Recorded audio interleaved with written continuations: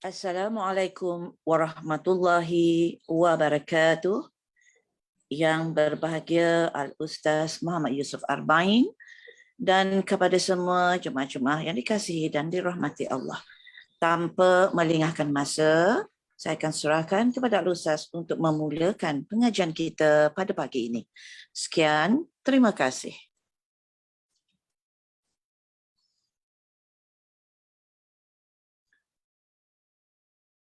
Assalamualaikum warahmatullahi wabarakatuh.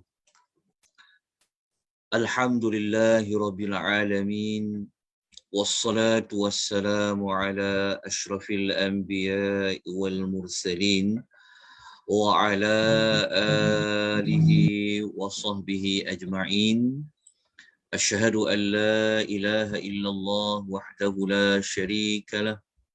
وأشهد أن محمدا عبده ورسوله اللهم صل وسلم على نبينا محمد وعلى آله وصحبه ومن تبعهم بإحسان إلى يوم الدين أما بعد. Muslimin dan muslimat rahimani wa rahimakumullah. Alhamdulillah, kita memuji Allah Subhanahu wa taala. Kita juga mengucapkan rasa syukur yang tidak terhingga kepada Allah Subhanahu wa taala. Pada pagi ini kita dapat lagi dipertemukan oleh Allah Subhanahu wa taala untuk kita sama-sama mempelajari tentang amal-amal yang mengandungi kelebihan-kelebihan yang khusus, yang mana kita akan memberikan tumpuan kepada amal daripada pelbagai amal solat. Pada minggu lepas kita telah menyebutkan tentang kelebihan salat sunat rawatib, seperti mana salat sunat rawatib sebelum fardu subuh.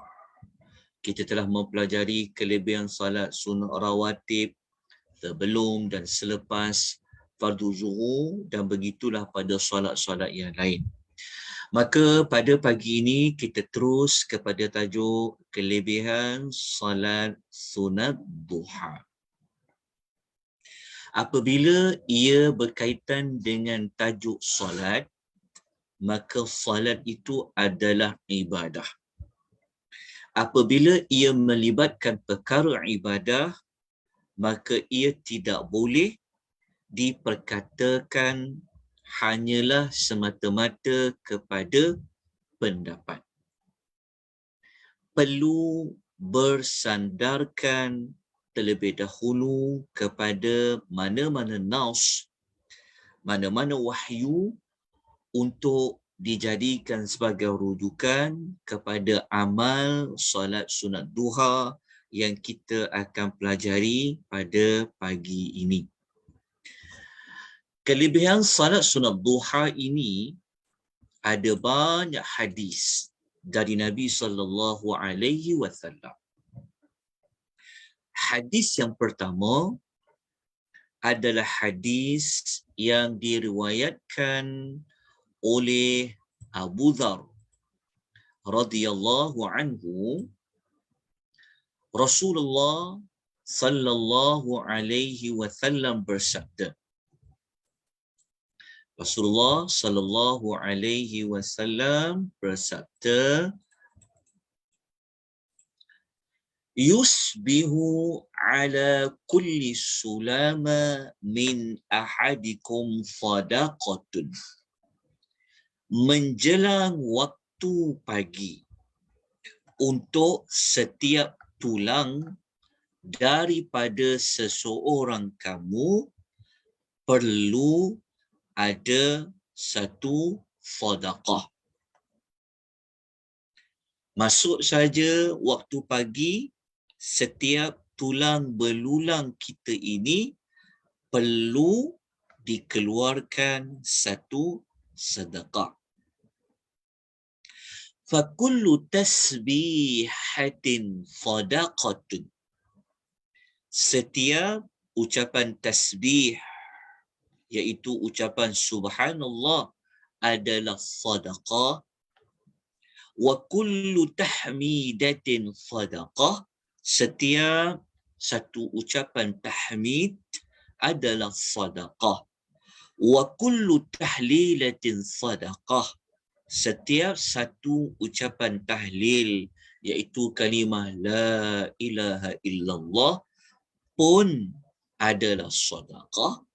Wa kullu takbiratin sadaqah.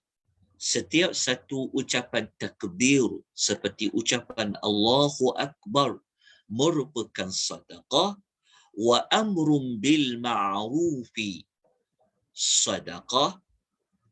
Mengajak manusia lain kepada kebaikan pun termasuk sedekah.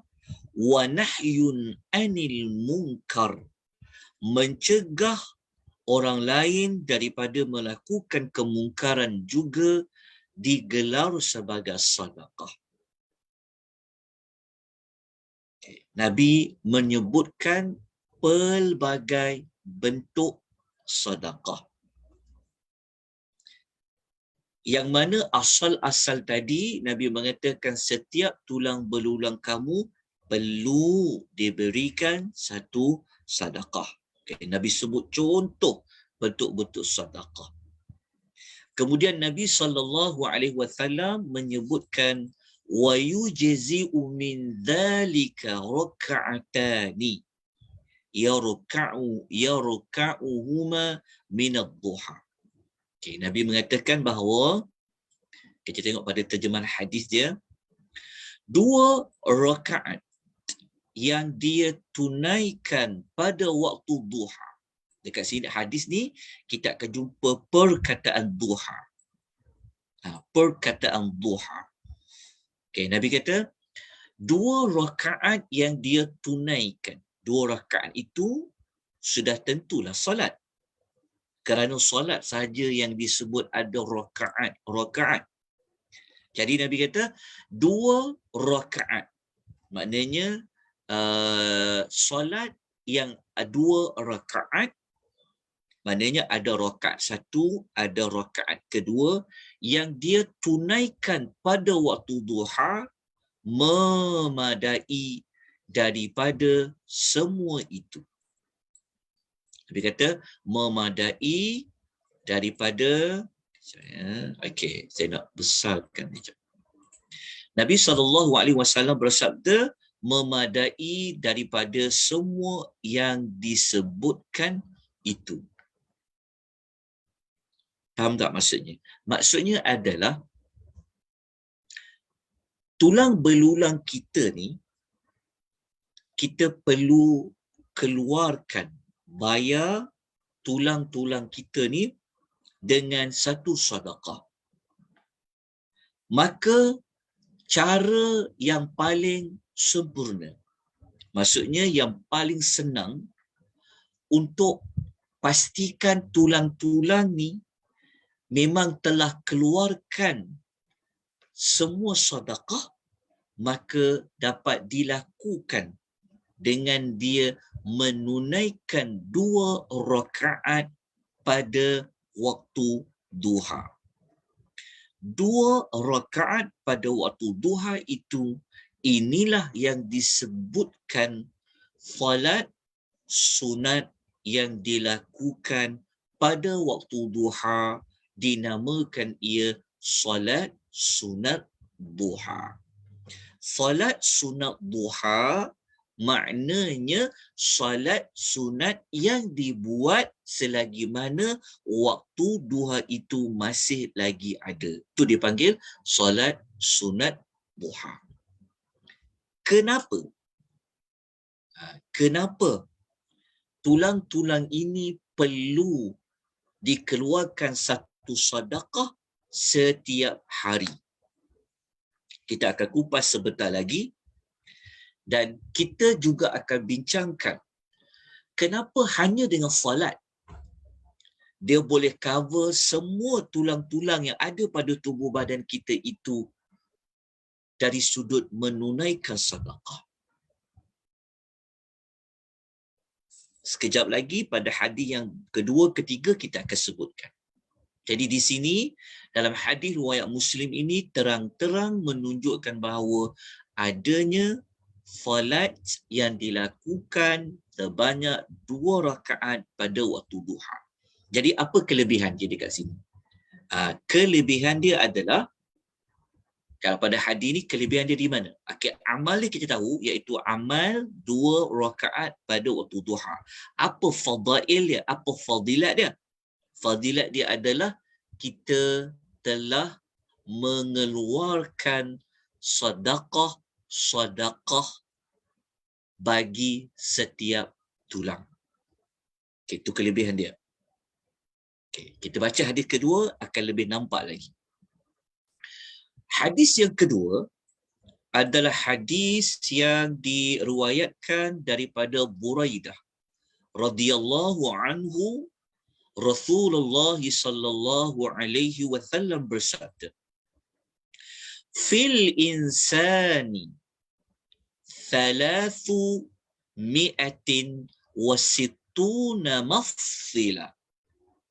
Setiap manusia mempunyai 360 sendi. Tulang belulang kita. Jadi kita dapat maklumat tambahan, tulang-tulang yang perlu kita keluarkan sedekah itu, hadis pertama tidak menyebut berapakah jumlah sedekah yang perlu kita keluarkan. Tetapi kita dapat belajar tadi, setiap satu tulang perlu diberikan sedekah. Jadi ada berapa jumlah tulang belulang? Dalam hadis riwayat ini menyebutkan ada 360 sendi. فَعَلَيْهِ أَنْ يَتَصَدَّقَ عَنْ كُلِّ مَفْصِلٍ مِنْهُ بِصَدَقَةٍ. Oleh itu, hendaklah dia bersedekah untuk setiap sendinya dengan satu sedekah. Hadis ini dia lebih jelas lagi. Kalau hadis tadi Nabi kata pagi-pagi saja dah kena buat sedekah. Kan bagi setiap tulang belulang. Okey, hadis ni menyebutkan dengan lebih jelas. Lebih jelas apa?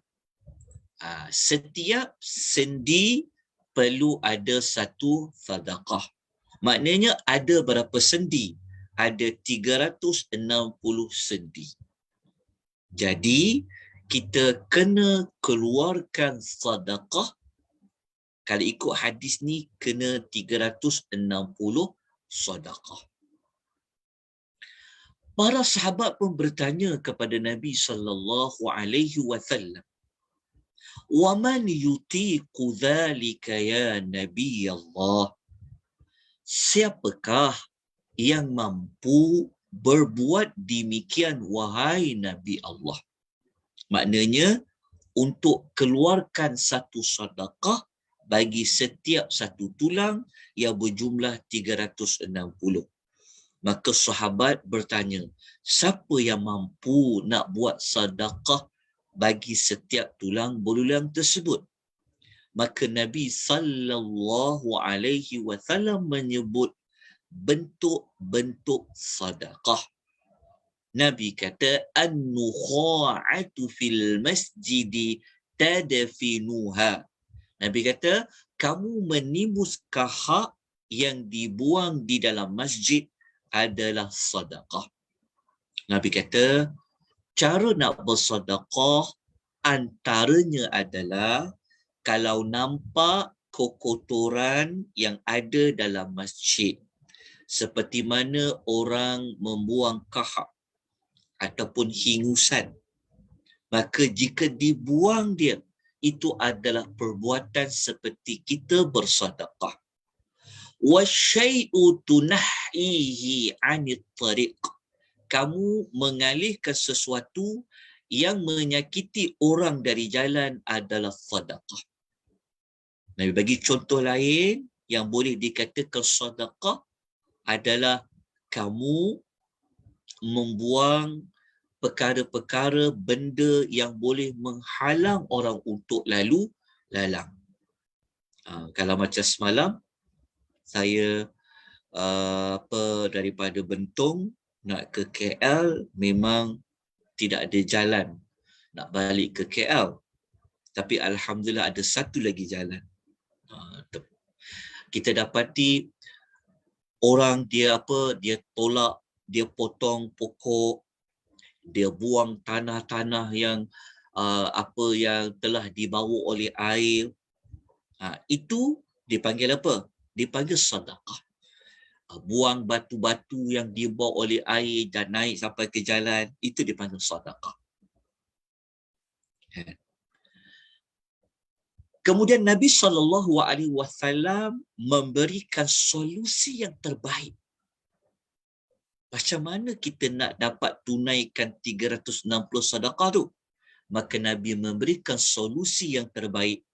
Nabi mengatakan, فَإِلَّمْ تَجِدْ فَرَكَعَةَ الضُّحَى تُجْزِئُكَ. Nabi kata, maka 2 rakaat sembahyang duha sudah memadai bagi kamu. Okay. Dekat hadis ni kita jumpa perkataan duha kan? Kita jumpa perkataan duha. Okey. Berapa rakaat dalam hadis ni? Nabi sebut faraka'atani. 2 rakaat. Ini menunjukkan secara tidak langsung sembahyang duha paling minimum 2 rakaat. Nanti kita akan bincangkan sekejap lagi. Berapa jumlah rakaat duha. Tapi berdasarkan hadis ini, secara tidak langsung, kita jumpa Nabi kata salat duha tu berapa rakaat? Ada 2 rakaat. 2 rakaat waktu apa? Waktu duha. Maknanya sembahyang duha. Okay. Jadi, hadis ni hadis riwayat Ahmad dan Abu Daud. Okay. Saya paparkan hadis ni untuk kita belajar sebelum kita nak amal, nak ambil satu ilmu, kita nak pegang dia, kita nak amal dia, kita perlu ada sandaran. Sebab tu saya baca perawi siapa, dalam hadis mana, riwayat siapa. Supaya tuan-tuan dan puan-puan, dalam kita beramal, kita kena ada sandaran. Sandaran daripada wahyu. Kita tak nak kita beramal, kita hanya ikut-ikut orang. Orang buat, kita buat. Orang kata ada, kita percaya. Tetapi kita yang ada peluang belajar, yang ada kemampuan, maka kita lihat terlebih dahulu mana rujukan dia, mana sandaran dia. Jadi berdasarkan hadis ni, 2 hadis yang kita baca, hadis pertama, hadis kedua, dan menunjukkan bahawa sembahyang duha itu memang ada. Hadis dia adalah hadis yang sangat kuat. Tadi hadis riwayat Muslim, ini hadis riwayat Ahmad dan juga Abu Daud. Dalam masa yang sama, kita dapat belajar salat sunat duha itu paling minima 2 rakaat. Jelas ya? 2 rakaat. Okey. Apa kelebihan sembahyang duha pada hadis ni? Dia sama yang pertama, maknanya secara tidak langsung solat sunat duha, kelebihan pertamanya adalah kita seperti menunaikan 360 sedekah. Siapa sembahyang sunat duha, dia seperti dia mengeluarkan 360 sedekah. Macam mana kita boleh kata macam tu? Sebab Nabi kata 2 rakaat sembahyang duha sudah dapat cover, memadai bagi kamu untuk setiap satu sendi perlu dikeluarkan 1 sedekah. Jadi dekat sini kita dapat maklumat yang berbeza sedikit yang biasa kita dengar. Orang kata kelebihan salat sunat duha, murah rezeki, murah rezeki, murah rezeki kan. Tetapi dalam hadis tak sebut pun seperti itu. Sebab tu kita katakan, kita belajar. Kalau kita hanya pegang orang kata, kita pun macam itulah kita pegang maklumat tu sampai bila-bila. Jadi kau tanya, kenapa kau sembahyang duha? Aku sembahyang duha kerana nak murah rezeki. Dia ada perkaitan, tetapi yang lebih jelas, yang lebih tepat, sembahyang sunat duha ini adalah sembahyang untuk kita mengeluarkan setiap satu tulang itu ada satu sedekah. Ini bermakna siapa yang buat sembahyang sunat duha, dia telah mengeluarkan 360 sedekah yang perlu dia keluarkan pada setiap pagi. Kalau kata mana pada setiap pagi? Ialah waktu duha kan tu waktu pagi. Kita baca hadis pertama tadi, memang Nabi kata apa? Nabi kata menjelang pagi. Jadi dekat sini kita dapat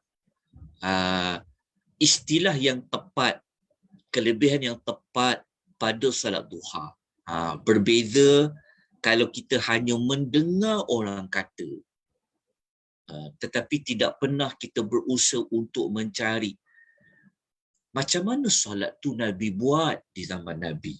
Jadi kalau kita nak tahu Nabi solat macam mana, maka tentulah kita akan jumpa hadis dia. Rupa-rupanya inilah di antara hadis yang menyebutkan tentang solat sunat duha.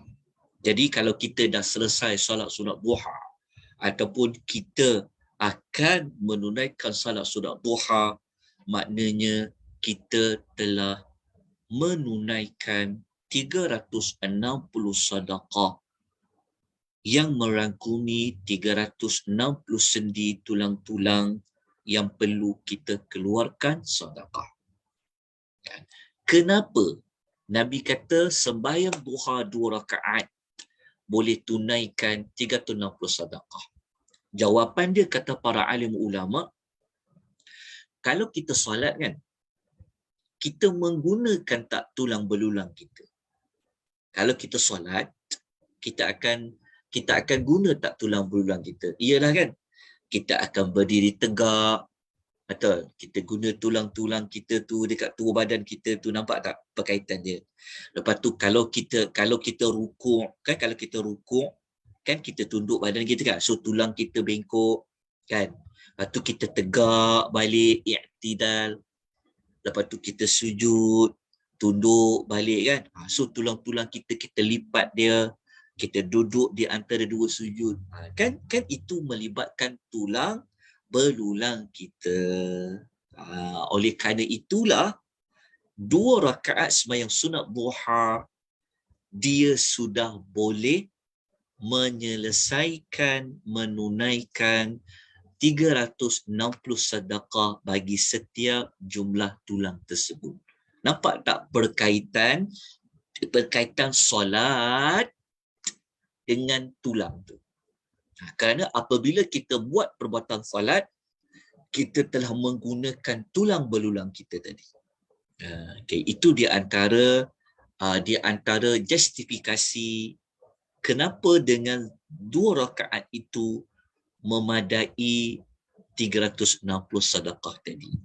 So, moga-moga kita dapat satu maklumat yang tepat tentang kelebihan solat sunat duha. Kalau kita nak namakan lain bagi solat sunat duha ni, kita lihat apa ulasan para ulama. Selepas kita dah baca hadis tadi, barulah kita kena baca pendapat para ulama. Itulah yang sebetulnya. Lepas kita rujuk ayat Quran ke, lepas kita rujuk ada hadis Nabi, baru kita step berikutnya kita lihat apa ulasan para alim ulama. Okey. Seperti mana yang saya ada nukilkan ulasan salah seorang ulama hadis yang bermazhab Hambali yang dikenali dengan gelaran Ibnu Rajab. Ibnu Rajab Al-Hanbali. Okey. Beliau ni seorang ulama hadis yang ada menulis huraian tentang hadis 40 An-Nawawi. Jadi kitab beliau namanya adalah Jami' Al-Ulumu wal Al-Hikam. So dalam kitab tersebut ada hadis tentang yang sedekah tadi tu. Okey. Ibnu Rajab Al-Hambali rahimahullahu ta'ala alaih, beliau memberikan komentar. Kenapa tulang-tulang tu setiap pagi perlu dikeluarkan satu sedekah? Beliau mengatakan, wa ma'nal hadis. Dia kata, maksud hadis di atas tu ialah, dia kata, anna tarkiba hadhihi al-'izami wa salamataha min a'zami ni'amillahi ala 'abdihi. Dia kata maksud hadis tadi ni, dia kata ialah susun atur dan kesejahteraan tulang-tulang ini merupakan salah satu daripada nikmat terbesar yang Allah kurniakan kepada hamba. Betul tak tuan-tuan dan puan? Kita mungkin terlepas pandang, rupa-rupanya nikmat lain yang Allah beri kepada kita adalah nikmat adanya tulang-tulang. Kita pernah tengok tak orang yang ada penyakit tulang? Ataupun kalau kita kena slip disc lah. Betul tak? Kita rasa macam mana? Cuba kita bertanya kepada orang yang pernah mengalami tulangnya patah ke, tulangnya beralih ke, dia punya sakit tu, Allah je yang maha mengetahui. Jadi tulang-tulang yang Allah aturkan ni kan, kita bayangkan berat badan kita ni berapa tau. Tulang-tulang kita ni boleh tampung berat badan kita. Jadi sebenarnya susun atur tulang-tulang dalam tubuh badan manusia ni adalah merupakan di antara nikmat Allah yang besar kepada hamba. Jadi kalau tulang-tulang tu merupakan salah satu nikmat Allah yang terbesar, maka Ibnu Rajab Hambali mengatakan, fayahtaju kullu 'azmin minha ila sadaqatin yatasaddaqu banu Adam anhu liyakuna dhalika syukran li hadhihi ni'mah. Ini jawapan dia yang kita nak cari. Beliau mengatakan, oleh kerana setiap tulang tersebut perlu, dia kata oleh sebab itulah setiap tulang tersebut perlu dikeluarkan satu sedekah yang dilakukan oleh manusia untuknya. Untuk kenapa perlu keluarkan satu sedekah? Dia kata sebagai tanda bersyukur di atas nikmat tersebut. Inilah antara alasan mengapa tulang belulang kita perlu dikeluarkan satu sedekah, kerana eloknya tulang kita, berfungsinya tulang belulang kita yang 360 tadi itu merupakan di antara nikmat Allah yang besar kepada manusia. Oleh kerana itu adalah nikmat, maka ia perlu disyukuri. Maka bentuk mensyukuri nikmat Tuhan adalah dengan dikeluarkan sedekah. Okey. Macam mana nak keluarkan sedekah? Cara mengeluarkan sedekah itu adalah dengan pelbagai cara yang membawa kepada kebaikan. Dan cara yang paling sempurna, yang paling mudah adalah dengan kita menunaikan 2 rakaat pada waktu duha paling minimal. Okey. Rupa-rupanya solat sunat duha ni kelebihannya dalam erti kata lain adalah solat orang yang mensyukuri akan nikmat tulang belulang yang Allah beri kepadanya.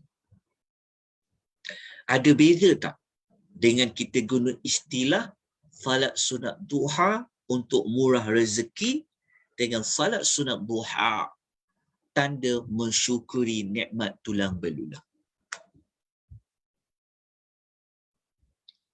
Jelas kan? Dia sebenarnya ada berkaitan juga dengan rezeki tu. Okay. Tetapi yang lebih tepat seperti mana hadis tadi adalah tanda kita berterima kasih pada Allah kerana memberikan kita tulang belulang ini yang menampung tubuh badan kita, kita boleh bergerak ke sana dan kemari, maka kita tunjukkan rasa syukur itu dengan kita keluarkan sedekah setiap pagi. Maka dengan 2 rakaat salat sunat duha sudah dapat cover 360 sedekah yang perlu dikeluarkan setiap pagi.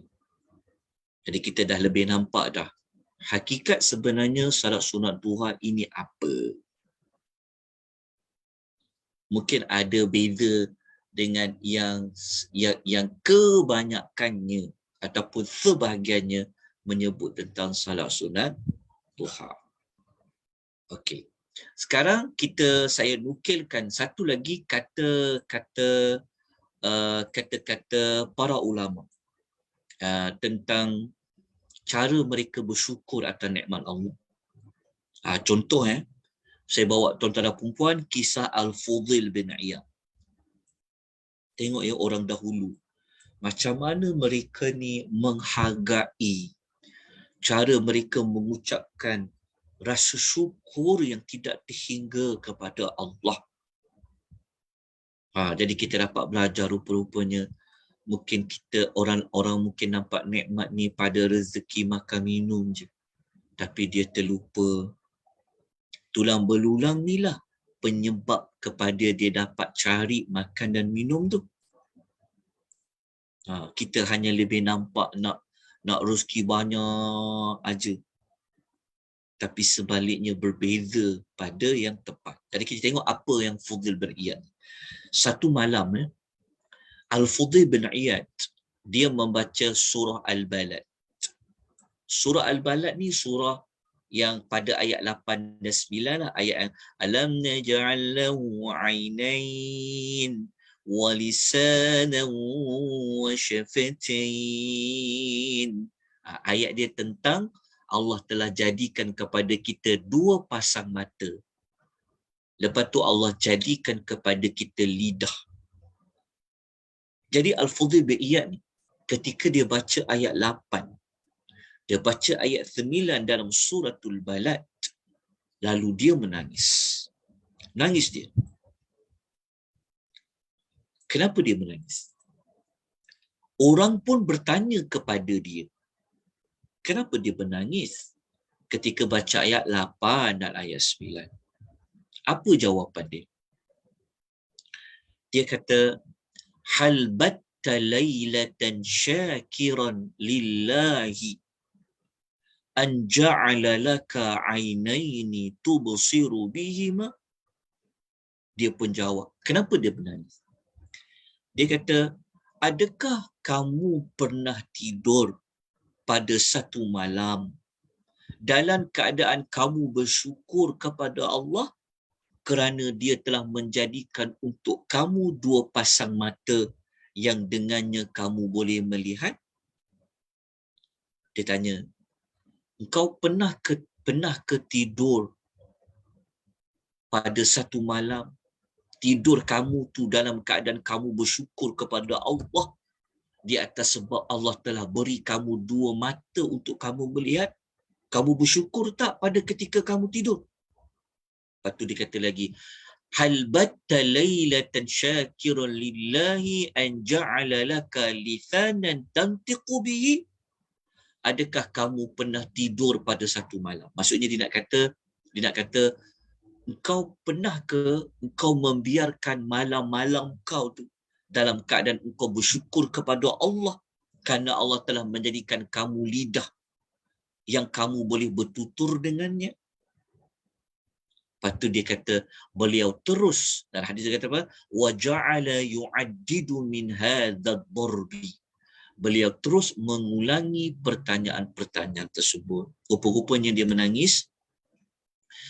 Dia terkenangkan akan nikmat yang Allah beri kepada dua matanya. Dia terkenangkan nikmat yang Allah bagi pada lidah.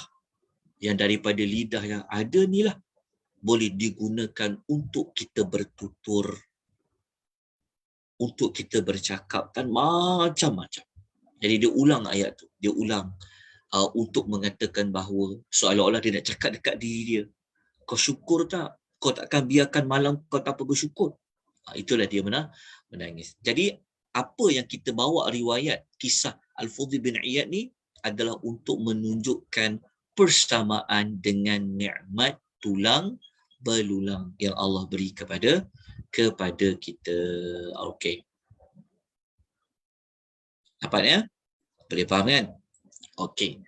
Sekarang kita pergi kepada kelebihan yang berikutnya bagi salat sunat duha. Apa lagi yang kita akan dapat? Yang pertama tadi kita dapat siapa boleh kongsikan yang pertama tadi tu? Saya dah buka unmute, tuan-tuan boleh kongsikan yang pertama tadi, apa yang tuan-tuan boleh catat sebagai kelebihan dia? Bersedekah untuk sendi, 360 sendi. Ya, bersedekah 360 sendi. Makna dalam erti kata lain, solat sunat duha itu dilakukan sebagai tanda mensyukuri di atas nikmat tulang belulang. Okey.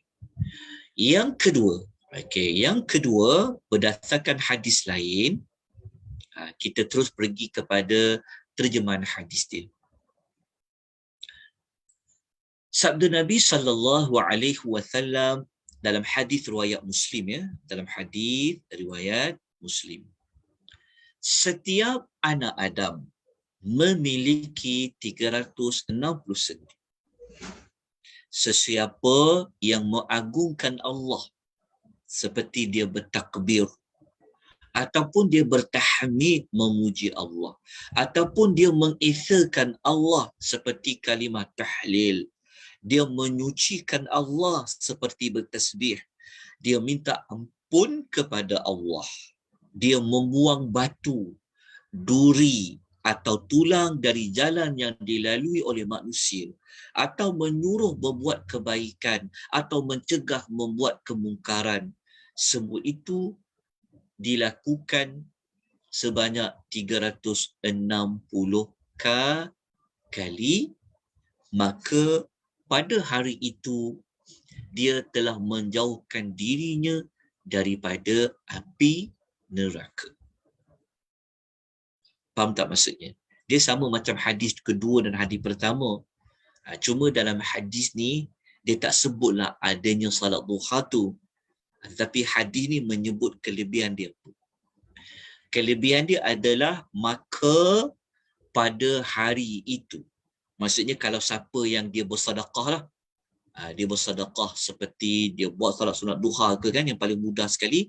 Maka pada hari itu dia telah menjauhkan dirinya daripada api neraka. Maknanya kelebihan yang kedua pada salat sunat duha itu, siapa yang mengerjakan sebanyak 2 rakaat, dia telah meletakkan dirinya, membawa dirinya jauh daripada api neraka. Nabi kata, fa innahu yamshi yawma idzin wa qad zahzaha nafsahu 'anil nar. Ini dalam matan hadis tu disebut tentang kalimah ini. Okey, inilah yang dalam matan dalam hadis tersebut. Okey. Jelas ya tuan-tuan dan puan? Okey. Jelas. Okey. Jadi kita dapat kelebihan yang kedua pada salat sunat duha. Okey. Kita terus pergi kepada maklumat yang berikutnya. Okey. Kita terus pergi kepada maklumat yang berikutnya tentang solat sunat duha. Okey. Saya nak tinggalkan dulu Yati. Saya nak pergi yang kepada rakaat dulu. Saya pergi dulu Yati lah. Saya pergi dulu Yati. Okey. Begini. Okey ya. Salat sunat duha. Salat sunat duha. Waktu yang paling afdal. Waktu yang paling afdal kita lakukan salat sunat duha ni bila? Ingat ya, salat sunat duha dia boleh dibuat. Okey. Bermula daripada terbit matahari. Terbit matahari itu maknanya ada beberapa minit perlu ditunggu selepas terbitnya matahari itu, tapi pastinya mesti terbit matahari dulu. Beberapa minit selepas tu barulah boleh dikerjakan salat sunat duha. Okey, dikerjakan solat sunat duha. Jadi solat sunat duha ni dia akan berakhir dekat-dekat nak waktu zuhur. Nanti kita akan sebutkan dengan lebih terperinci dia. Okey. Sekarang kita nak bincang lagi. Waktu yang terbaik salat sunat duha ni adalah pada waktu bila? Kenapa kita nak bincangkan yang terbaik? Kerana dalam kita beramal, kita cuba buat amal yang paling terbaik. Salat sunat duha memang salat sunat yang dituntut untuk melakukan. Dalam masa yang sama, ada waktu yang terbaik yang boleh dilakukan salat sunat duha. Dalam masa yang sama, waktu yang terbaik ni, dia ada kelebihan yang tersendiri. Okay. Jadi kita lihat hadis yang pertama. Okay, kita pergi kepada hadis yang pertama, tapi saya nak baca yang ni dulu. Okay, kita nak baca yang ni dulu. Zaid bin Arqam radhiyallahu anhu, dia berkata, kharaja Rasulullah sallallahu alaihi wasallam ala ahli Quba. Nabi sallallahu alaihi wasallam satu hari dia keluar pergi ke tempat penduduk Quba. Kita tahu kan daripada Madinah tu, daripada Masjid Nabawi, pada Madinah nak ke Quba tu kan. So daripada Nabi dia pergi ke Quba. Okey. Waktu Nabi sampai dekat situ, wahum yusalluna. Dikala itu mereka penduduk ahli Quba itu sedang mengerjakan solat. Sedang mengerjakan solat. Solat apa tu? Okey. Yang ni kita letaklah awal-awal dah. Tapi dalam hadis tu tak sebut solat apa. Cuma ketika Nabi nampak pada waktu tu penduduk Quba itu solat, Nabi pun kata, Nabi kata yang penduduk Quba tu solat tu, Nabi kata, salatul al-awwabina idza ramidat al-fisal. Okay. Nabi SAW mengatakan, Nabi kata, inilah salat al-awwabin. Nabi kata, nampak tak perkataan al-awwabin? Nabi yang kata ni, ada hadis ni. Nabi kata, itulah salat al-awwabin. Kita kata al-awwabin. Apa itu al-awwabin? telah diterjemahkan al-awabin, maknanya adalah orang yang kembali kepada Allah. Ini terjemahan istilah bagi al-awwabin. Ketika Nabi sampai ke Quba, Nabi nampak ahli Quba tu, Nabi nampak ahli Quba tu sedang solat. Maka Nabi kata, oh, dia orang solat tu, kata Nabi, itulah solat al-awwabin. Nabi kata. Jadi al-awwabin ni maknanya apa? Solat, mana al-awwabin tu maknanya orang-orang yang kembali kepada Allah.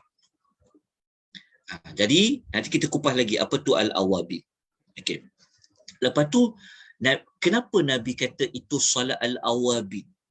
Nabi kata ia dilakukan di waktu anak-anak unta telah bangkit kerana kepanasan. Idza ramadatil fisal. Fisal ni maksud kepada anak-anak unta yang kalau duduk kat padang pasir dia dah mula bangkit dah. Sebab apa? Sebab waktu tu dah mula nak panas. Kan terbit matahari. Terbit matahari akan menyebabkan keluarnya cahaya panas.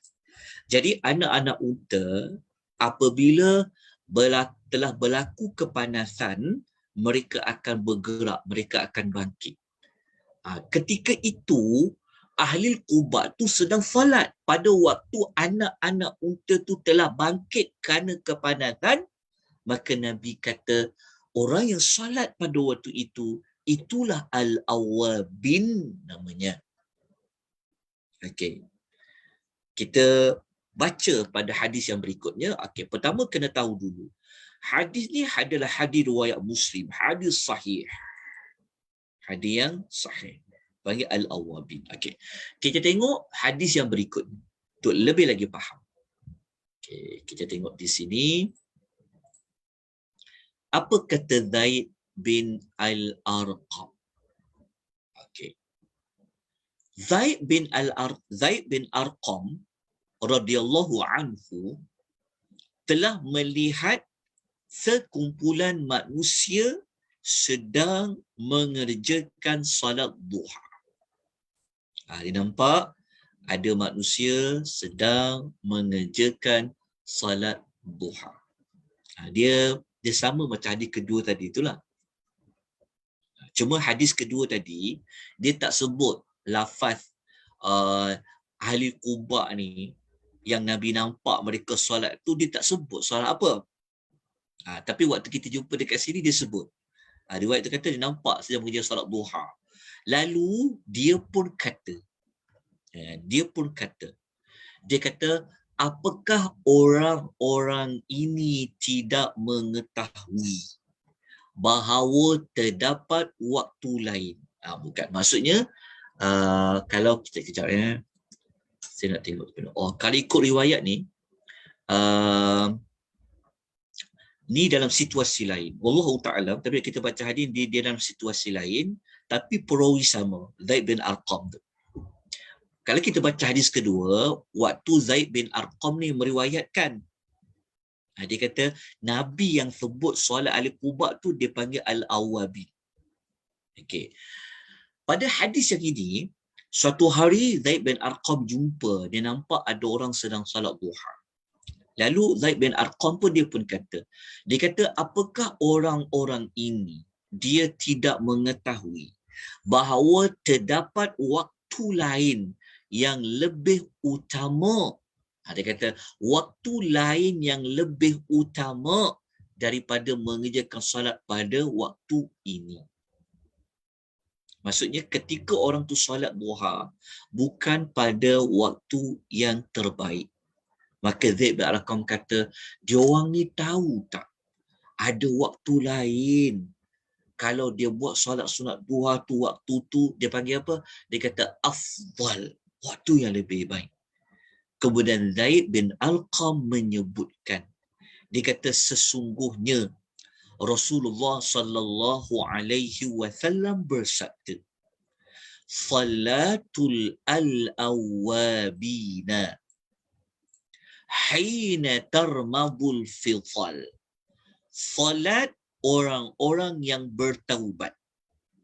Gelaran bagi al-awwabin ataupun orang-orang yang kembali kepada Allah adalah ketika anak-anak unta merasa kepanasan matahari. Hadis riwayat Muslim. Faham tak maksud dia? Maksud dia, waktu salat duha yang paling terbaik adalah ketika benchmark dia, kalau zaman Nabi dulu, kan, mungkin kita tidak ada jam. Kan, pukul berapa, kebanyakan para ulama mengatakan anggaran dia selepas matahari naik tinggi segalah macam tu. Naik tinggi segalah. Dia ikut pada cuaca lah. Lebih kurang macam sekarang ni dia termasuk lah. Macam pukul 9.30, pukul 10. Dia tengok pada cuaca lah. Jadi kalau zaman dulu, anak-anak unta dah mula bangkit ketika mana dia rasa kepanasan matahari itu. Itulah waktu yang paling utama. Lepas tu, waktu itu, kalau orang sembahyang duha, dia digelar al-awwabin. Okay. Nak lebih kukuh lagi, mari kita tengok apa ulasan para ulama hadis. Kita tengok ya. Kejap. Okey, Al-Imamu An-Nawawi. Imam Nawawi ni dalam Riyadhus Salihin. Kita boleh jumpa dalam Riyadhus Salihin. Apa ulasan Al-Imam An-Nawawi? Imam Nawawi dia kata apa? Imam An-Nawawi ketika dalam syarah Sahih Muslim, beliau mengatakan apa mana awwab tadi. Dia kata wal awwabu adalah al-muti'u. Dia kata al-awwab maknanya orang yang taat. Okey, ini makna pertama. Al-awwab maknanya al-muti'u adalah orang-orang yang taat. Ini pengertian pertama. Waqila, Al-Imam An-Nawawi mengatakan dikatakan juga, maknanya ada para ulama kata al-awwabu maknanya ar-raji'u ila ta'ah, orang yang kembali melakukan ketaatan. Maknanya orang-orang yang apa? Orang-orang yang bertaubat, orang-orang yang kembali kepada Allah. Mereka ni digelar al-awwab. Kalau ramai, awabin. Okay, dapat tak dua makna? Okay, apa makna al-awab? Iaitu orang yang taat dan orang yang kembali melakukan ketaatan ataupun orang yang kembali kepada Allah. Jadi inilah kelebihan lain bagi sesiapa yang dia memilih melakukan salat duha pada waktu yang paling terbaik, maka dia akan digelar sebagai orang yang al-awwab. Tak nak ke kita dapat gelaran ini? Gelaran ini Allah yang beri. Berbeza dengan gelaran yang orang ataupun manusia beri. Kalau gelaran Allah beri ini, maknanya kita ini orang yang Allah rahman. Allah yang beri gelaran al-awwab. Tapi mesti dilakukan salat sunat duha itu pada waktu apa? Ketika mana anak-anak unta mula merasakan kepanasan matahari. Okey, untuk lebih kukuh lagi, mari kita baca ulasan yang selanjutnya oleh Al-Imamu An-Nawawi. Al-Imamu An-Nawawi rahimahullahu ta'ala alaih, dalam syarah Sahih Muslim, beliau mengatakan wafihi, dia kata daripada hadis tadi tu, yang anak unta yang Nabi kata al-awwabin tadi itu, dia kata hadis itu menunjukkan apa? Fadilatus salati hadzal waqt. Hadis itu menunjukkan tentang kelebihan mengerjakan solat pada waktu tersebut. Waktu bila? Waktu anak unta merasakan kepanasan matahari. Lepas tu Al-Imamu An-Nawawi menukilkan apa kata para ulama dalam mazhab Syafi'i. Beliau mengatakan qala ashabuna, sahabat-sahabat kami dalam mazhab Asy-Syafi'i mengatakan huwa afdalu waqti salati duha. Di sinilah yang kita nak kukuhkan lagi.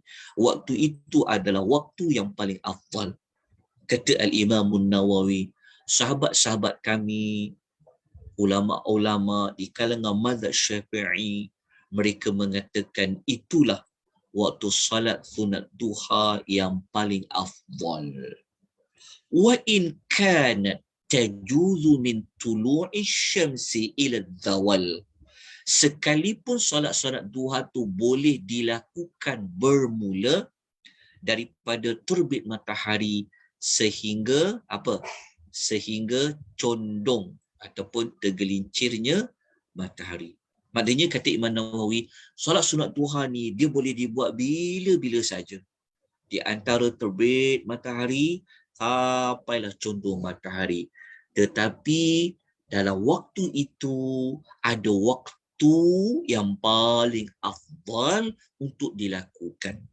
Perkara ini telah diperakui, diperkatakan oleh para ulama dalam mazhab Al-Imam Asy-Syafi'i berdasarkan dua hadis yang kita telah baca daripada riwayat Zaid bin Arqam radhiyallahu anhu.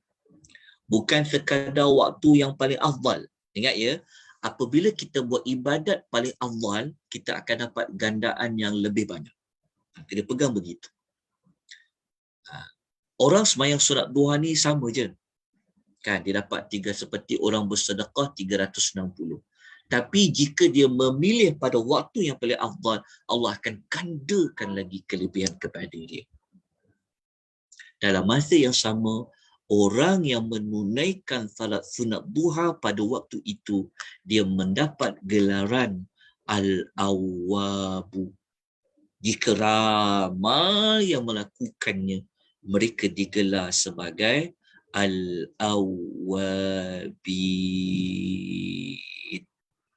Okey, dapat tuan-tuan dan puan kelebihan yang kedua. Okey. Jelas tuan-tuan dan puan? Jelas, Ustaz. Okey, kejapnya. Mana saya punya bacaan saya? Saya rujuk malam tadi sekejap.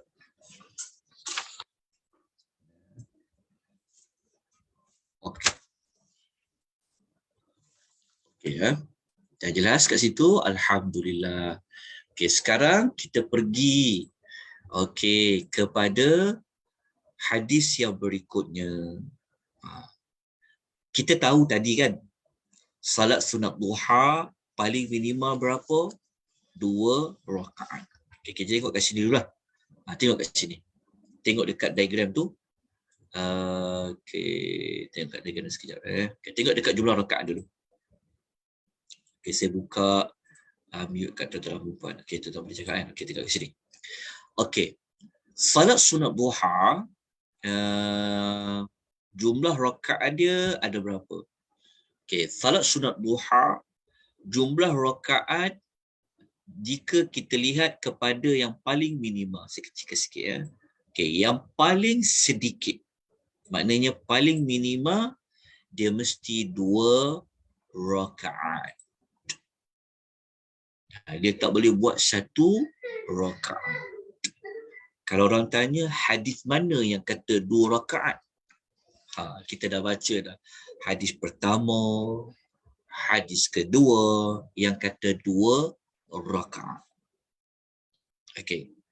Kita tengok hadis lain yang kata 2 rakaat. Ya, kita ambil hadis yang lain nak kuatkan bahawa dia mesti sekurang-kurangnya 2 rakaat. Okey.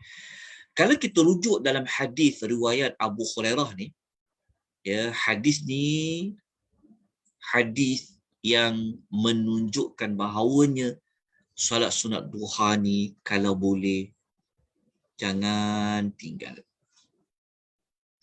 Kalau boleh jangan tinggal. Macam mana kita kata solat duha ni kalau boleh jangan tinggal?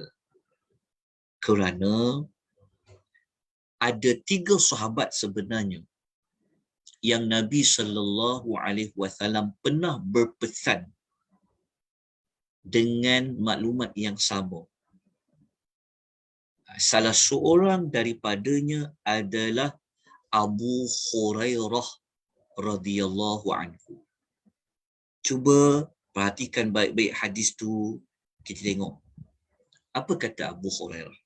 Abu Hurairah mengatakan bahawasanya awsani khalili sallallahu alaihi wasallam bithalathin. Dia kata kekasihku telah mewasiatkan kepada aku 3 perkara. Kekasihku tu maksudnya Nabi sallallahu alaihi wasallam. Jadi kata Abu Hurairah, Nabi sallallahu alaihi wasallam telah mewasiatkan, telah berpesan kepada aku 3 perkara. Yang pertama, siyami thalathati ayyamin, berpuasa 3 hari setiap bulan. Ini tentang ibadat puasa, nanti kita akan sampai kepada kelebihan-kelebihan yang tertentu bagi puasa. Jadi Nabi pesan dekat Abu Hurairah, puasa ya 3 hari setiap bulan. Lepas tu Nabi kata waraka'ati duha. Nabi kata buatlah 2 rakaat sembahyang duha. Nabi pesan dekat Abu Hurairah. Yang ketiga kata Nabi, wa an utira qabla an anam. Buatlah salat witir sebelum tidur. Hadis riwayat Al-Bukhari dan Muslim. Okey. Jadi dekat sini kita dapat ada berapa pesanan? Ada 3. Pertama tentang apa? Pertama tentang puasa 3 hari. Yang kedua tentang salat sunat duha 2 rakaat. Yang ketiga salat sunat witir. Pesanan macam ni ada 3 sahabat. Yang kedua Abu Zar. Seorang lagi saya terlupa namanya sahabat tu. Tapi dia dapat pesanan yang sama.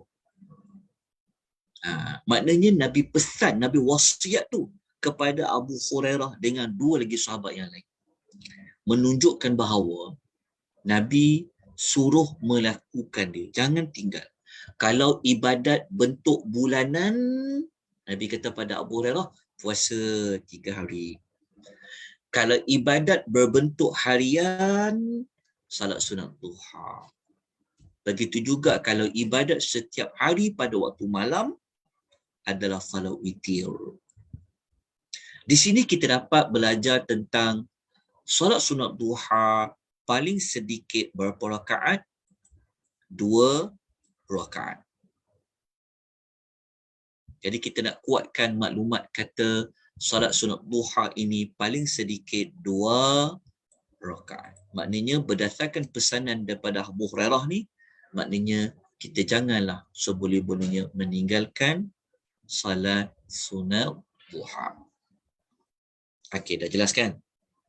Okey. Kita bincang pula. Berapa rakaat yang paling banyak? Okey. Rakaat paling banyak berdasarkan hadis-hadis Nabi tak jumpa lagi yang sahih yang menetapkan limit dia. Faham tak? Maksudnya tidak ada hadis yang sahih yang meletakkan limit sembahyang duha ni berapa rakaat dia. Limit tu tak ada.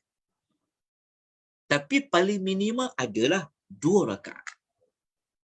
Tapi paling banyak kita boleh katakan ikut kemampuan. Ikut kemampuan. Nak buat 4, boleh. Nak buat 6, boleh. Nak buat 8, boleh. Nak buat 12, nak buat 10, boleh. Nak belah 2 rakaat, kalau mampu, buat. Ikut kemampuan. Berapa yang mampu? Okey. Macam mana ataupun sumber dari mana yang kata salat sunat duha ni dia tidak ada mahdud dia, dia tidak ada limitasi dia? Okey, perhatikan baik-baik hadis yang berikut. Tengok dekat sini. Ini berdasarkan hadis riwayat Muslim. Kata Aisyah radhiyallahu anha, dia kata kana Rasulullah sallallahu alaihi wasallam yusalli ad-duha 4. Dia kata Rasulullah sallallahu alaihi wasallam mengerjakan salat duha sebanyak 4 rakaat. Wa yazidu, dan Nabi menambahnya. Menambah tu maksudnya apa? Lebih daripada 4 rakaat. Ma Allahu. Allah, bukan tajuk mengikut kehendaknya, mengikut kehendak Allah. Maksud dia Nabi buat ikut kemampuan dia. Faham tak maksudnya? Dekat sini kita dapat belajar begini. Okey. Kata Aisyah, Nabi sallallahu alaihi wasallam pernah salat duha 4 rakaat dan Nabi menambahnya. Maknanya Nabi pernah buat lebih pada 4. Masya Allahu, mengikut apa yang Allah kehendaki. Menunjukkan ada tak disebut berapa jumlah rakaat yang tertentu. Tidak disebutkan. Dia kata 4 dan Nabi tambah lagi. Mungkin 6, mungkin 8, mungkin 10, mungkin 12. Okey, umum. Okey, dapatkan dulu maklumat ni. Okey, ingat.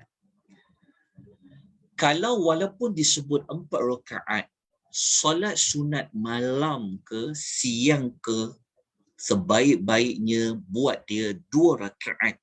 2 rakaat. Itu sebaik-baiknya. Lepas 2 rakaat, bagi salam. Buat lagi 2 rakaat, kemudian salam. Okey, kita dapat maklumat kan, rupa-rupanya, oh ada 4 rakaat tu. Okey, jumpa ya hadis riwayat Muslim. Okey. Sekarang ada tak riwayat yang kata 6? Dapatan saya wallahu a'lam, setakat ni saya tak jumpa lagi yang 6 tu. Tapi yang jumpa 8. Yang jumpa 8. Okey, kita baca hadis tu. Berkata, kejap ya. Berkata Ummu Hani, iaitu Fakhitah binti Abu Talib radhiyallahu anha. Okay, dia kata, Zahabatu ila Rasulillah sallallahu alaihi wasallam amal fathi. Aku telah pergi menemui Rasulullah sallallahu alaihi wasallam semasa pembukaan kota Makkah. Fawajadtuhu, ketika itu aku mendapati baginda yaghtathilu, sedang mandi. Lepas tu Nabi buat apa lagi? Kita baca dalam hadis tu.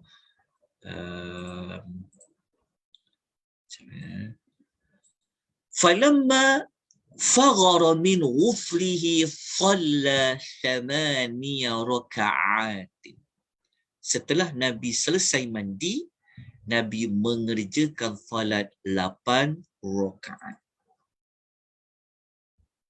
Macam mana kita boleh tahu itu sembahyang duha?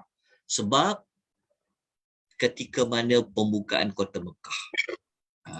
Pembukaan kota Mekah ni menunjukkan bahawa waktu itu masih lagi pada waktu siang.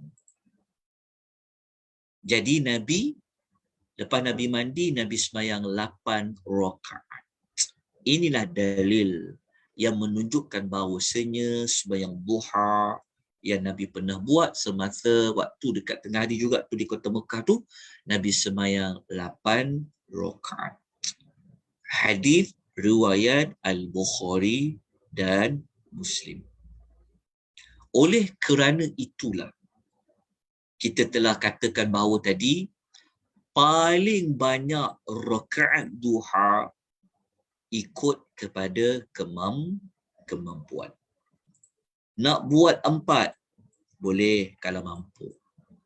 Nak buat 6 boleh kalau mampu. Nak buat 8 macam Nabi SAW buat ketika pembukaan kota Mekah boleh. Nak buat 10 boleh. Nak buat 12 boleh. Nak buat lagi lebih terserah.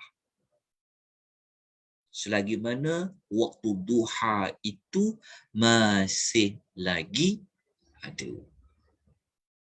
Lagi banyak rakaat sudah pasti lebih apa?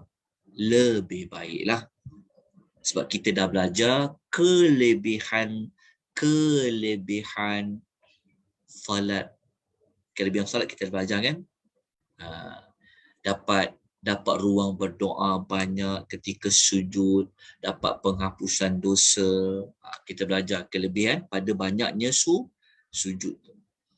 Okey, jelas ya dekat sini maknanya. Okey. Cuma kalau bolehlah, kalau mampu cuba kita buat 4. Kalau mampu ada ruang, cuba kita buat 4. Kenapa kita kata buat 4? Kerana tengok hadis sebelum. Di sini jawapannya. Allah Ta'ala berfirman melalui hadis Nabi SAW, melalui sabda Nabi. Ini panggil hadis qudusi. Allah Ta'ala kata apa? Hadis ni pertama kita tahu dulu bahawa hadis ni adalah hadis yang sahih lah. Hadis riwayat Al-Imam Tirmidzi. Yang mana Allah Ta'ala berfirman. Allah kata, wahai anak Adam, kata Allah, ibnu Adam, irka'li 4 raka'atin min awalin nahar. Allah kata, rukuklah untukku 4 rakaat pada permulaan siang. Allah kata, rukuklah. Rukuklah. Li untukku 4 raka'atin rakaat. Waktu bila? Min awalin nahar. Pada permulaan siang. Akfika akhirahu. Aku akan mencukupkan kepadamu di akhir siang. Ini kelebihan yang kita nak suruh kalau boleh buatlah 4. Kalau mampu. Ini kita nak dapat kelebihan yang lain pula. Allah kata, rukuk ni maksudnya sembahyanglah untukku 4 rakaat permulaan siang. Nescaya aku akan cukupkan kepada engkau di akhir siang. Di akhirnya, kata Allah. Apa tak inilah kelebihan dia. Tapi apa amal dia? Amalnya 4 rakaat. Maknanya apa? Salat 4 rakaat pada permulaan siang. Okey. Kita tengok dulu kupasan dekat sini. Okey. Hadis ni sebenarnya hadis ni kalau tuan nak okey je hadis ni dia ada lafaz lain.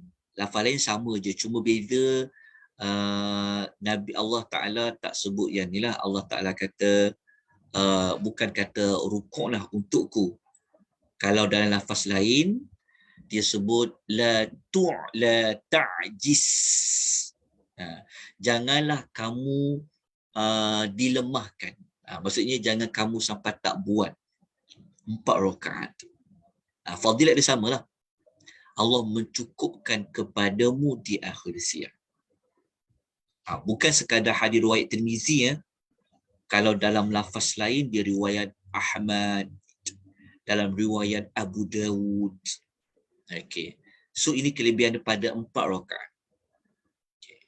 Apa makna mencukupkan kepadamu di akhir siang? Okey. Sebelum tu kita bincang dulu kat sini. Hadis yang kata semayang 4 rakaat awal siang ni ya, tuan-tuan puan ya, jika kita dalami lagi ada 2 pandangan. Ya, ada 2 pandangan. Ada pandangan pertama kata 4 rakaat siang tu itulah solat duha. Okey, pendapat pertama hadis yang kata siapa yang semayang 4 rakaat awal siang, aku akan cukupkan dia sehingga penghujung siangnya. Okey, apa makna cukupkan kepada mereka hujungnya? Kita bincang sekejap lagi, tapi kita nak dapatkan dulu maklumat.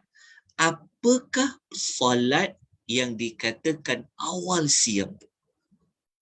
Sebenarnya para ulama berbeza pandangan.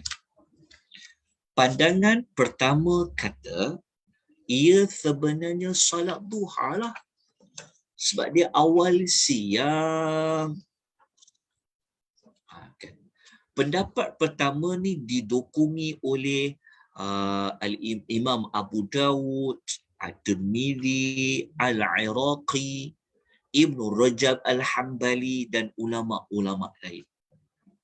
Pendapat kedua kata 4 rakaat awal siang tu sebenarnya adalah solat fardu subuh tambah dengan 2 rakaat sunat subuh. Itu yang jadi 4 rakaat tu. Pendapat kedua ni didokongi oleh Syekhul Islam Ibn Taymiyah dan juga anak muridnya Ibnul Qayyim Al-Jawzi rahimahullahu ta'ala. Tetapi kita pilih pendapat yang ini. 4 rakaat ni sebenarnya juga adalah salat sunat duha, 4 rakaat. Okay. Jadi apa kelebihannya? Allah mencukupkan kepadanya di akhir siang. Apa makna? Okey, sila tulis. Sila tulis ya. Sebab saya tak letakkan dalam nota. Saya memang nak suruh tuan-tuan tulis. Supaya kita ni. Okay, apa kelebihan dia?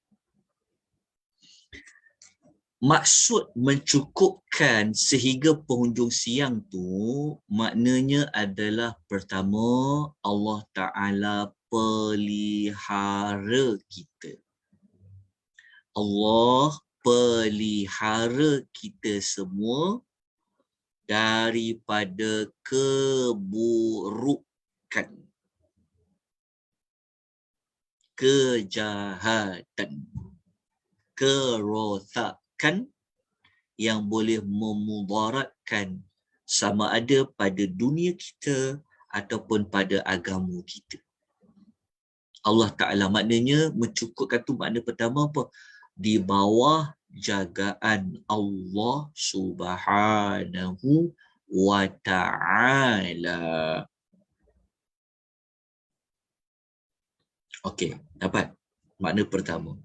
Maknanya kalau kita mula solat pukul 10 lah contoh kan, 4 rakaat. Allah akan jaga kita sampai nak masuk malam. Maknanya sampai kepada hujung siang lah. Allah akan jaga kita. Allah lindung kita. Ini satu lagi cara untuk kita di bawah peliharaan Allah. Okey, itu makna pertama.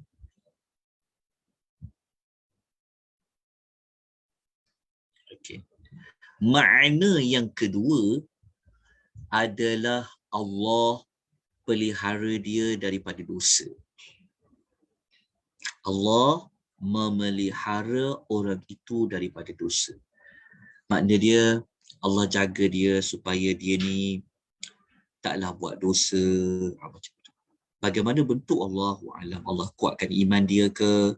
Tapi itu salah satu makna mencukupkan pada hadis itu seperti mana yang diulas oleh Al-Imamu Al-Iraqi. Makna dia apa?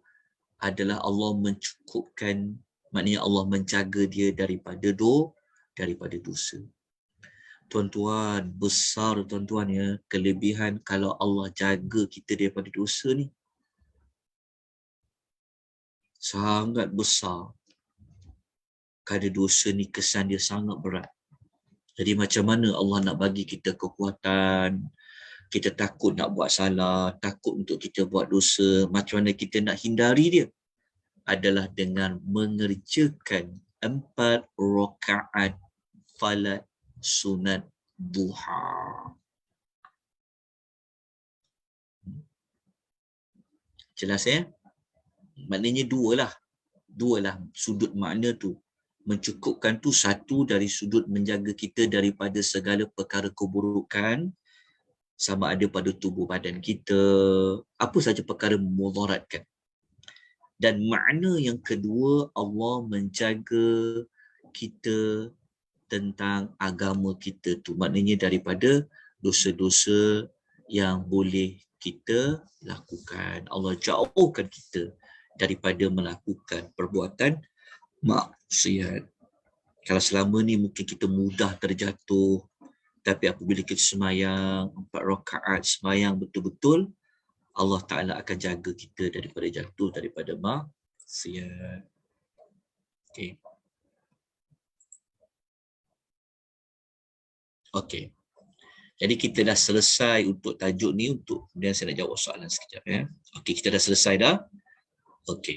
Kita tutup lah. Kita tutup tu maksud dia kita tamatkan pengisian kita untuk solat sunat duha ni. Jadi minggu depan kita akan bincang tentang ni solat sunat isyraq. Kita akan bincang tentang salat sunat isyraq dan juga kita akan bincang tentang salat sunat selepas berwudu. Kelebihan dia apa? Jadi dah ada yang bertanya soalan di dalam salat sunat isyraq itu dikira salat awal duha ke atau bagaimana? Okey. Jawapan dia ya. Salat sunat duha, salat sunat isyraq, ia juga dinamakan salat sunat paling awal bagi salat duha. Dan dia ada kelebihan dia yang tersendiri. Maknanya, kalau kita semayang sunat duha pada waktu yang paling terbaik, kita dapat gelaran al-awwabin. Tetapi jika salat sunat paling awal sekali dalam waktu bermulanya duha itu, nama lain dia al-isyraq, dia ada kelebihan lain yang kita akan bincang pada minggu hadapan. Ini kita kena tunggu perbincangan pada minggu hadapan. Dari mana dapatnya perkataan isyraq? Jadi kita akan bincang pada minggu hadapan. Lepas tu soalan dia adalah, ada tak dalil yang menyatakan lepas solat duha perlu istighfar 300 kali sebelum berdoa. Perlu istighfar 100 kali. Wallahu ta'ala a'lam. Secara khusus, dapatan saya belum ada lagi. Hatta doa yang tertentu nak baca selepas solat duha pun tidak ada. Yang sahih dari Nabi SAW. Begitu juga perlu membaca istighfar 100 kali selepas sembahyang duha, tidak ada dalil secara khusus. Namun secara umum memang kita digalakkan memperbanyakkan beristighfar. Secara umum ada. Kita digalakkan memperbanyakkan istighfar. Wallahu a'lam. Lepas tu, mana lebih baik jika kita istiqamah dengan rakaat tertentu setiap hari atau kita ubah-ubah rakaat ikut kemampuan kita setiap hari? Jawapan dia adalah istiqamah tu sudah tentu kita lakukan mengikut rakaat yang tertentulah. Kalau kita ubah lebih daripada yang kita kekalkan, tak apa. Contohnya macam kita kata aku nak istiqamah, nak buat 2 rakaat je. Kita pun buat dua, maintain, kita buat. Tapi ada hari tu kita nak buat 4. Tak apa. Sebab dia kekal 2. Dia macam tu. Maksudnya, kalau kita kekal 2, tapi hari tu kita nak buat 4. Istiqamah tak kita? Istiqamah lah. Ada masa hari tu kita nak buat 6 rakaat. Tak apa. Kita ubah. Tapi paling minimal 2 tu ada. Kita biasa buat 2. Tapi hari tu kita nak buat lebih. Tak apa. Jangan kita tak buat langsung. Itu dah terkeluar daripada isu kita nak mulazamah, istiqamah. Okey. Kemudian kita pergi kepada ni. Doa selepas duha tu betul ke? Kalau betul ada dalil ke? Sebab ada ustaz lain kata dalam isi doa tu macam mengarah Tuhan. Okey, begini. Dalam doa, dalam doa sembahyang duha, dia dalam mana-mana doa pun memang kita minta pada Allah dalam bentuk arahan. Kita jangan salah faham maksudnya. Dalam doa memang kita minta, memang kita beri arahan pada Allah. Macam kita kata ihdina kunilkallah. Itu arahan tak? Arahan tak? Kalau kita kata ihdinas siratal mustaqim. Kita kata tunjukkanlah kami jalan yang lurus. Tunjukkanlah kami. Itu adalah perintah, arahan dari kita. Okey. Cuma doa yang biasa orang duk baca inna duha ad-duha uka wal baha uka tu, ia tidaklah berlandaskan atau berada di mana-mana hadis Nabi sallallahu alaihi wasallam yang itu. Nanti kita akan bincang insya-Allah pada kelas yang akan datang jika ada mana-mana persoalan yang lain. Wallahu ta'ala bissawab. Okey. Saya berhenti di sini. Kita jumpa lagi insya-Allah pada minggu hadapan. Kita akan bincang tentang salat sunat isyraq. Kita akan perbincangkan pendapat para ulama. Begitu juga kita masuk terus kepada salat sunat selepas berwudu. Baik, terima kasih sebanyak-banyaknya kita ucapkan kepada penganjur kita, Persatuan Wanita Islam Prihatin, di atas penganjuran majlis ilmu pada pagi ini. Jazakumullahu khaira, barakallahu fiikum. Jadi saya sudahi dengan wabillahi taufiq wal hidayah. Wassalamualaikum warahmatullahi wabarakatuh. Waalaikumsalam. Ulang Ustaz. Dan Ustaz. Terima kasih Ustaz. Assalamualaikum. Halalkan Waalaikumsalam. ilmunya Ustaz. Assalamualaikum. Terima kasih Ustaz.